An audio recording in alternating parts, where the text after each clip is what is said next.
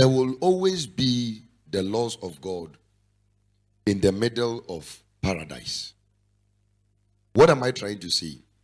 If you want your life to be a paradise, if you want your life to be peaceful, if you want your life to be without excuses, if you want your life to be pleasant, then make sure the laws of God is located at the center of your life. In this world, walk around the laws of God. It is at the center. It is in the middle of the garden, right? So the garden is your life. Now, if you're looking for the garden, it is your life. What is at the center of your life? Your feelings. Your feelings are located at the center of your life, because whatever you do, you are moved by what you feel, right? And where did God place his commandments? In your heart. Write them on the tablets of your heart. My son, come to Proverbs chapter number 3. Solomon helped us. My son, Proverbs chapter number 3. This will be my final scriptures, and then I'll wrap up for the English service. Proverbs chapter number 3. And reading from 1. My son, do not forget my law. How wonderful. Beautifully said.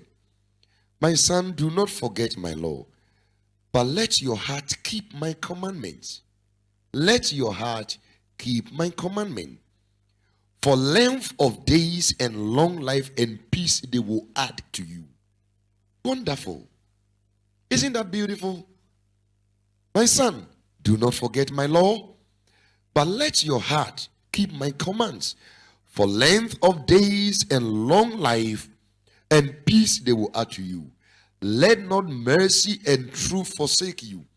Bind them around your neck.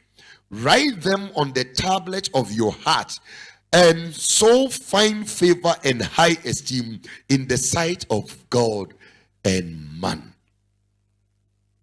Write them on the tablet of your heart. So, the Garden of Eden that we're talking about now is your life. If you don't want to be confused in your life, listen to me.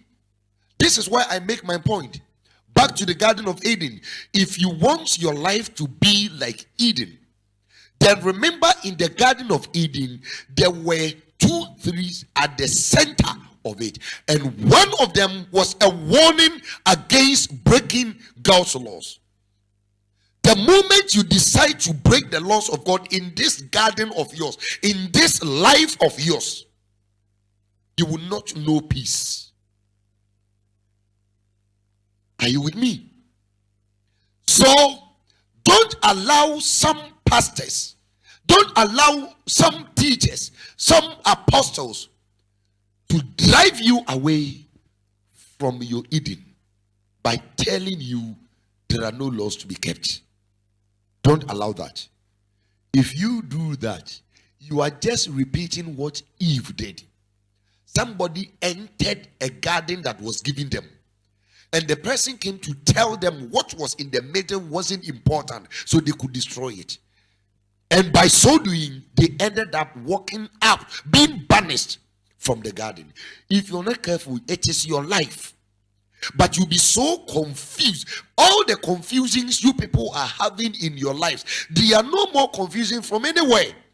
They were things you heard, things you believed, things you accepted to be true, and you lived your life on those things, neglecting what God had instituted for you.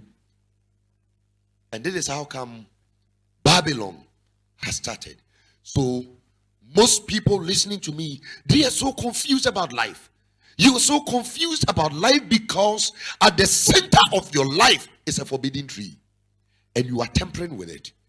At the center of your life is the commandment of God that you must keep. I don't know how you are going to be peaceful in this lifetime when you are not keeping the Sabbath of God. You are not keeping the Sabbath of God, and you want to know peace.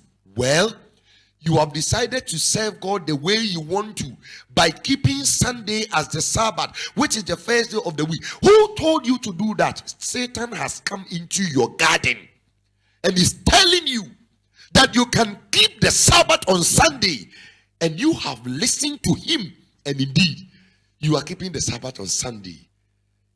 Somebody has entered your garden and is confusing you with what God has already told you, and you are listening to it.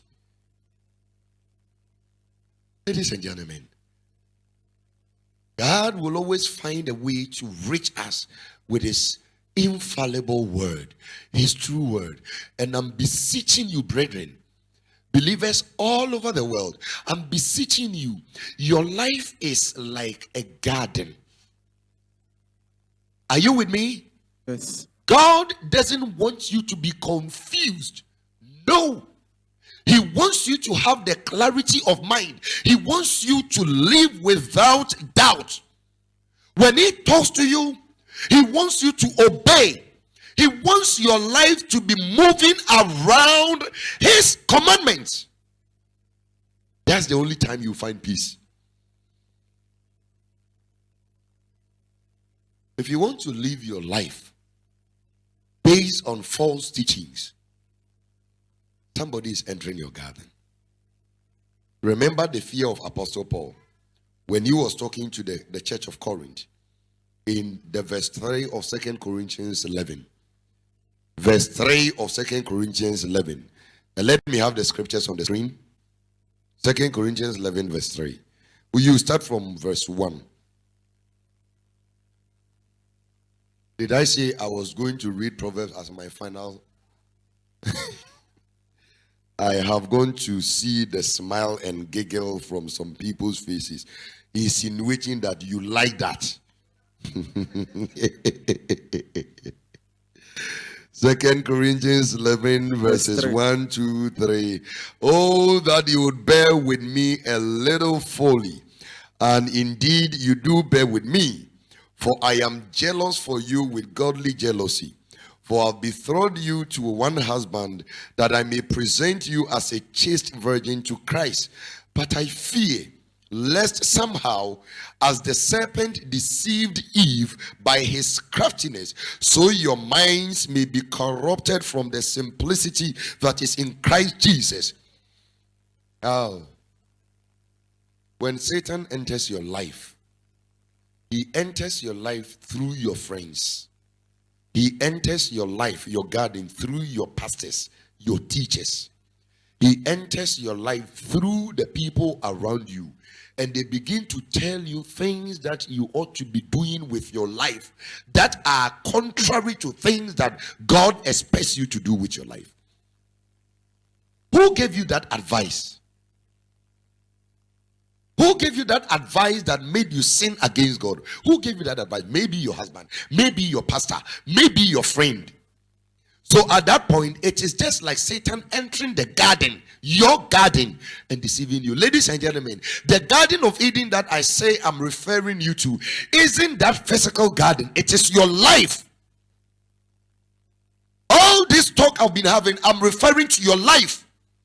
If you're going to live a life that is confusionless, free of confusion, then you must revolve your life round the laws of God. Don't allow your friend to tell you it is okay to have a child. If you are not getting married, it is okay. Don't allow somebody to deceive you. If you listen to that voice, the serpent has entered your garden and is asking you to break a law, and is making it nice and interesting to do so. Are you with me? Are you with me? Oh, these pastors who have come, all of them, they want to enrich themselves. Don't pay. Don't pay your tithe. Let me give you many things you can. If you are offering tithe of 10 CDs or 20 CDs every month, save that for a year. It can buy a bicycle for your next born. Somebody has entered your garden. And of course, they make sense. Of course, when the devil entered the garden, whatever he said, it made sense to the woman. It made a lot of sense. And the woman could also see with her eyes that indeed this tree, this fruit, it's pleasing to the eyes, it's nourishing, and it will taste great. And she ate it. Be very careful with your life, because your life is the garden I've been talking about.